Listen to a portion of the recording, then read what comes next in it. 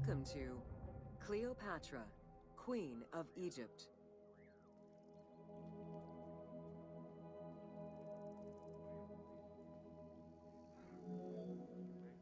Cleopatra VII Theophilopator ascended the throne in 51 BCE at the age of 18.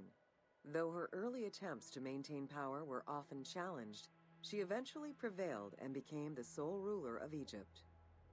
According to Plutarch, she was the only Ptolemaic pharaoh to speak the Egyptian language. Her intelligence, coupled with a good education and a great political mind, allowed her to make the alliances necessary to maintain the independence of Egypt while Rome was becoming a Mediterranean empire.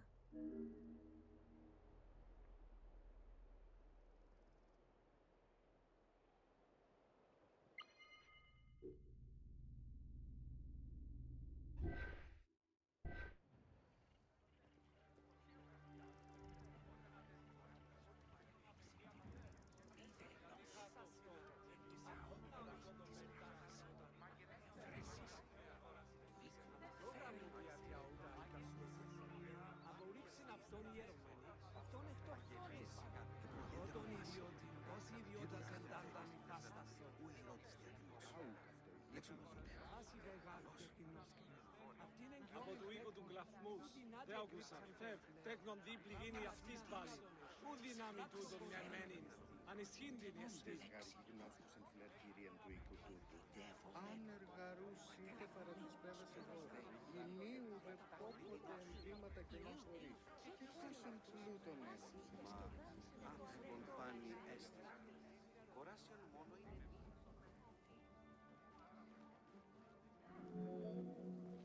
It is important to understand that Cleopatra's knowledge of Egyptian language and keen understanding of the culture allowed her to make powerful ideological reference that resonated with ancient Egyptians.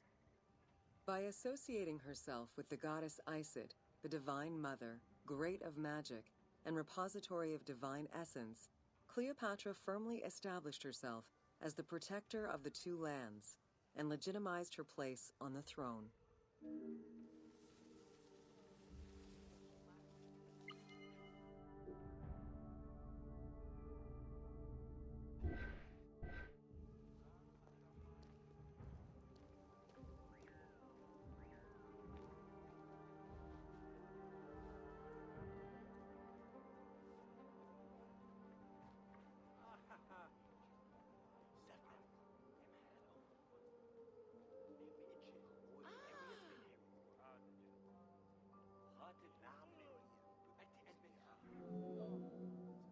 Upon his death in 51 BCE, Ptolemy XII Aulus bequeathed his kingdom to his daughter and eldest son, Cleopatra VII and Ptolemy XIII. As was custom, the siblings were married. The new pharaoh was 10 years old, his sister wife 17. The early years of their reign were not easy. Between 50 and 48 BCE, droughts and floods aggravated Egypt's problems. General Achilles and the royal advisor Pothinos kept intervening in the young ruler's political decisions, and eventually colluded to turn Ptolemy XIII against Cleopatra. By 48 BCE, Cleopatra was in exile.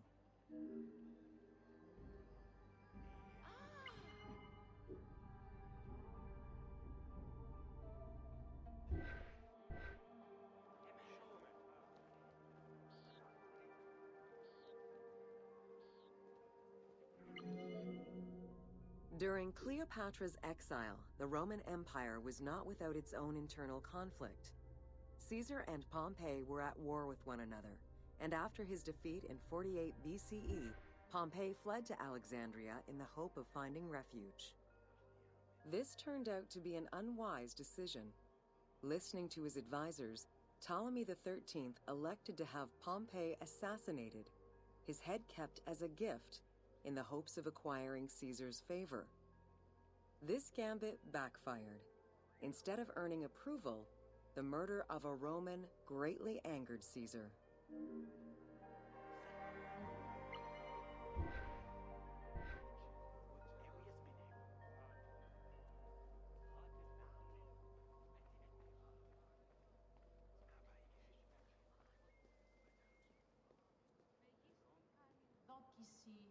Χαίρον των θεών ευμένη.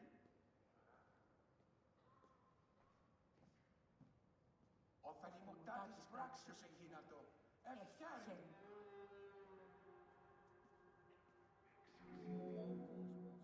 Cleopatra, aware of Caesar's anger against Ptolemy for the murder of Pompey, decided to take advantage of the situation. She returned to Egypt in secret, hoping to establish an alliance with one of the most powerful men of the time. Outside of the legend, where she had herself smuggled into his quarters in a carpet, what exactly happened during that fateful meeting remains a mystery. However, Caesar seemed to see a better ruler for Egypt in Cleopatra than in her young and too easily influenced brother. Invoking Ptolemy XII's will, Caesar attempted to mediate peace between the siblings.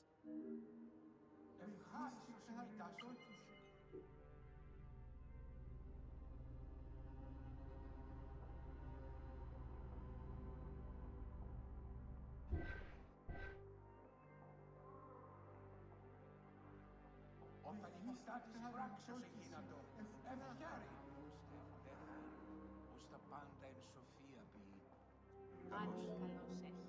Ptolemy XIII was enraged by the turn of events, and his advisors were none too happy to see Cleopatra return. Urged on by General Achillas and Pothinos, the young pharaoh plotted against Caesar and Cleopatra, resulting in the siege of Alexandria in 47 BCE. It was in March 47 BCE that Caesar defeated Ptolemy XIII's forces. The young pharaoh drowned in the Nile after having fled the battlefield. With her opponents dead or powerless, Cleopatra married her other much younger brother, Ptolemy XIV, and finally claimed the throne of Egypt for good. The end of the Alexandrian War also cemented the romantic and political alliance between Cleopatra and Caesar.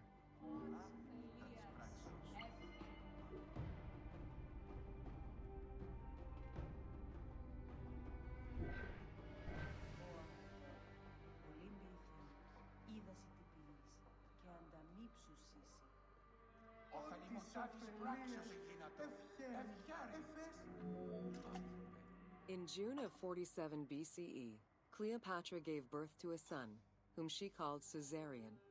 Caesar did not accept the boy as his heir, choosing instead his nephew Octavian. Nonetheless, on his return to Rome, Caesar invited the queen and her brother husband to stay in the city. Her presence still drew much disapproval from the Senate. Always a strategist, Caesar left 4 legions in Egypt, and a man he trusted to direct Egyptian affairs, giving him control of the wheat supplies essential to Rome. Cleopatra and her entourage remained in Rome until March 44 BCE, when Caesar was murdered.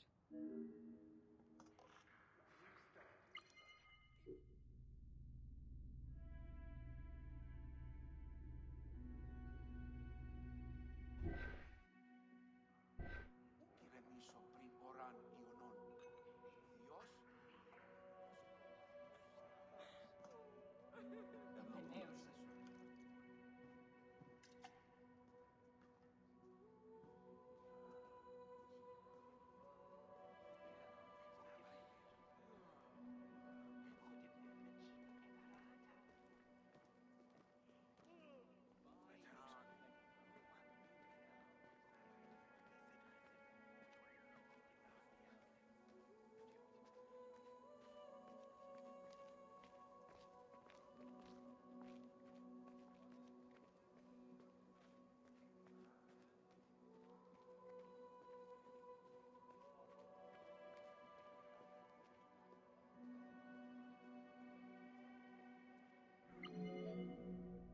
Caesar's most faithful ally, Mark Antony, often visited the Queen of Egypt during his stay in Rome.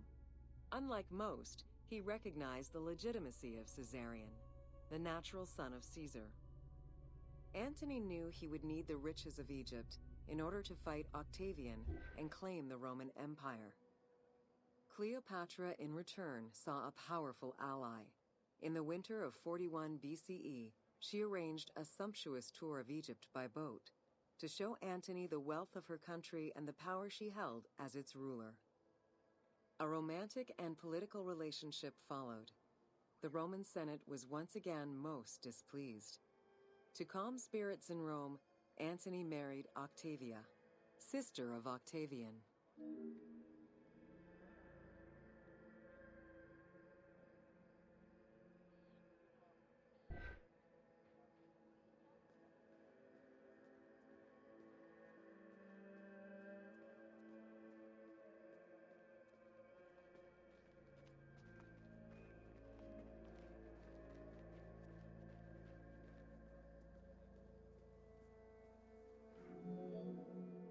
Despite his marriage to Octavia, Antony remained Cleopatra's lover, and she gave birth to their children.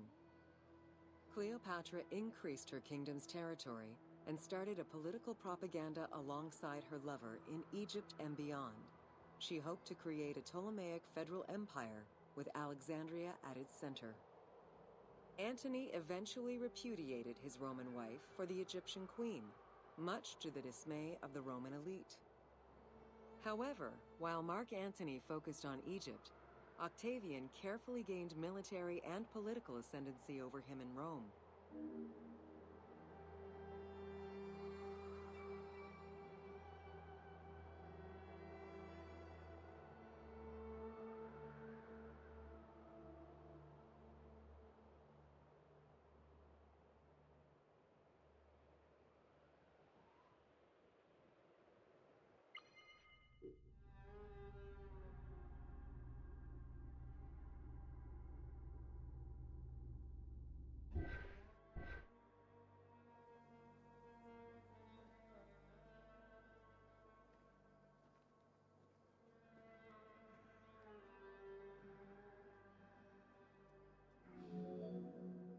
Octavian managed his own propaganda campaign and succeeded.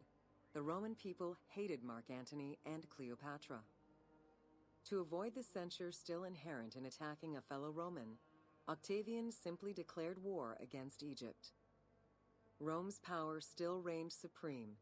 The powerful Egyptian fleet, led by Cleopatra as well as Mark Antony's forces, were defeated in 31 BCE in Actium. Octavian arrived in Egypt in 30 BCE to formalize his victory.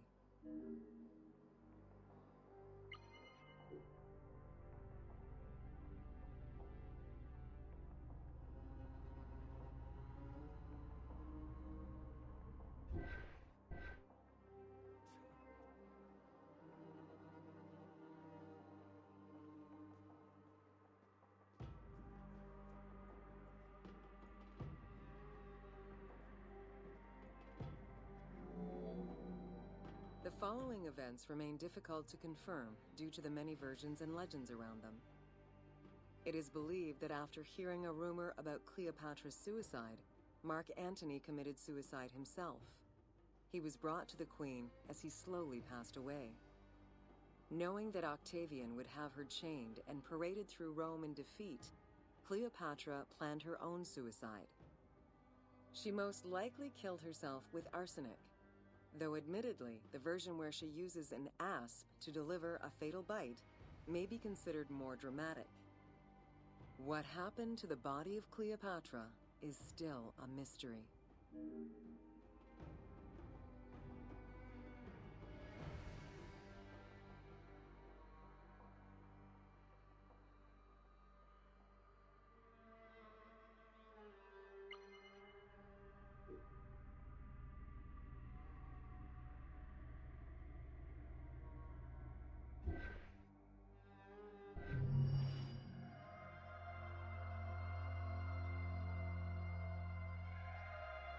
So many tours, so little time.